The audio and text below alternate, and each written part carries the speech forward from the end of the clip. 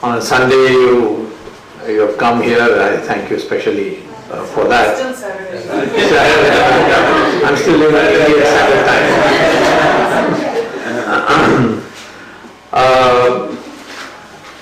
I will be speaking to you, of course, about the Rama Setu matter, but I like to place it in perspective. And that's why I will first make some introductory remarks to see the Rama Setu matter in perspective. I myself began being concerned about the problems of the Hindu society that Hindu society is facing really after the arrest of the Shankaracharya of Kanchi. And when I found that he had been sent to jail like a common criminal on a case which was totally manufactured.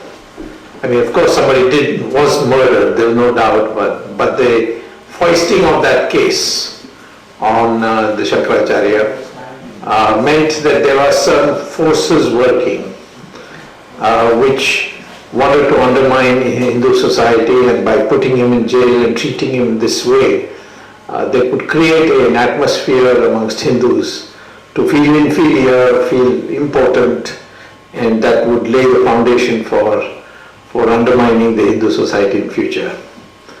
And when you look at other problems also, you find that the same way the Hindu society seems to be the target.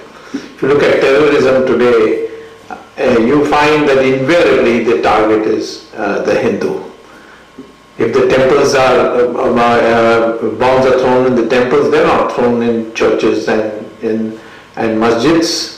It's not true to say that the terrorists have no religion, have no address, they are just violent people, because they have a method in their madness, and that method is to target the Hindu.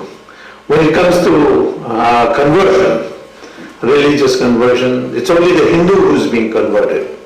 The target is again the Hindu community.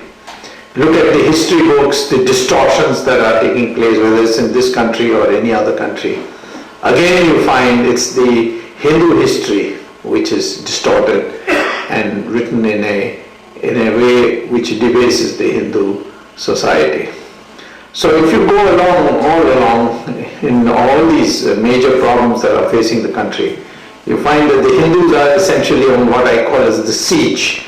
They are being attacked from all sides, and it's clear that there is a major effort being made. Which are the forces which are at work and all, I'll come to a little later, but I think that's what I need to point out. Now many people say, how can Hindus be under siege? They are 83% of the population, and how can such a big majority be under siege? Well, numbers are not by themselves enough. If you have 1,000 goats standing in a forest and one tiger comes, all the goats will run away just in front of one tiger. Nor is it the capacity, the strength. That again is not enough. I give the example of a circus.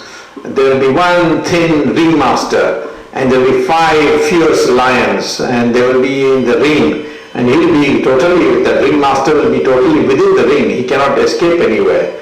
And he will have only a whip, and he will crack the whip and make the lion climb up a chair or climb up a bench and so on. The lion will make noises, but ultimately it will obey him.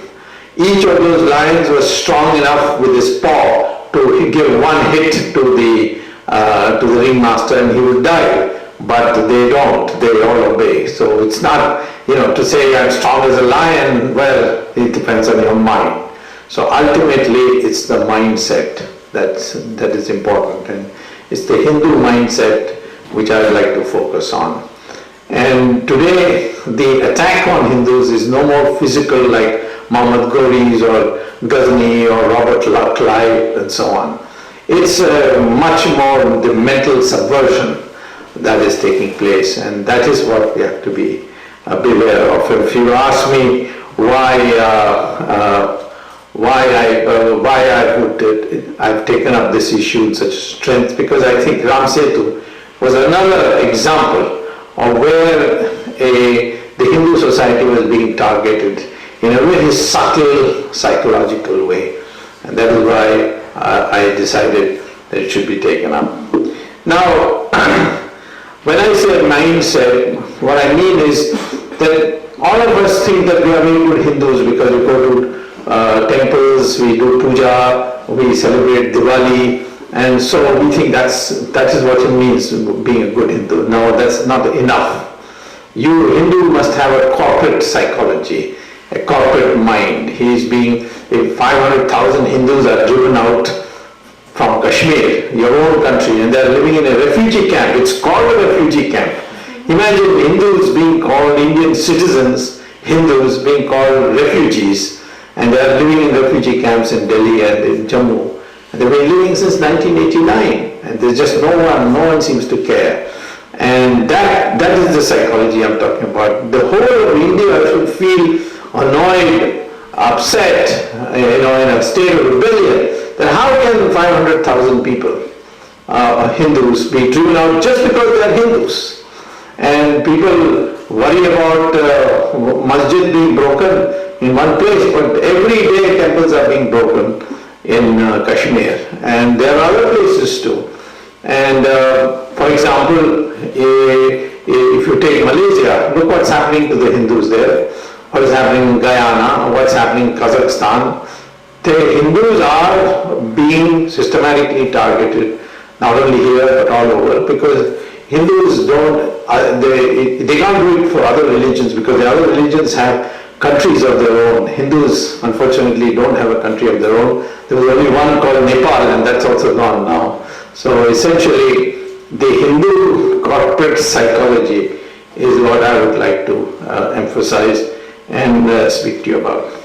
The forces waged against Hindus, they are very well organized, and one has to respect that in the sense that they are organized and they do their work very systematically. To convert 100 million Hindus as the religious leader Pat Robertson said in a meeting in Dallas about 2 years ago. He said that we must make it a target of 1 billion people of the world to become Christians, because Christianity is declining in Europe. Its quality of adherence in Latin America is poor. So we must get people from Asia, and 1 billion people should come from Asia. And in that, he said 100 million should come from India, and cost should not be any criterion. And that's why today any group can just go to the internet and type and say, I want to build a church, and immediately a check will arrive.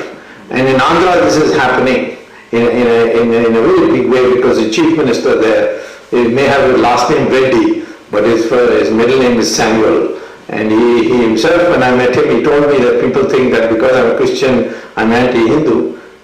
So he understands that people are now becoming aware of this matter. So I would say that the Christian missionary mission is very clear, that we must convert 100 million Hindus to Christianity, and that means you cannot do it unless you first make the Hindu feel inferior, develop an inferiority complex. Then only this conversion can take place.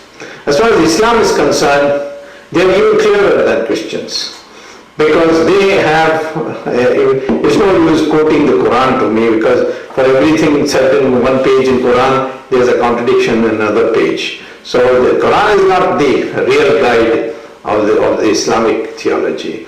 The real guide of the Islamic theology is in Sirah and Hadith. Sirah is about the life of Muhammad, and Hadith is about his sayings. Those are the things which you have to read and find out what is in their mind. The question is, in Kashmir the Muslims are in majority, and they have driven out the Hindus. It's a country of 83% Hindus, but how is this happening? Because there, in that pocket of Kashmir, we have Muslims in majority, and they're able to drive away the Hindus and create a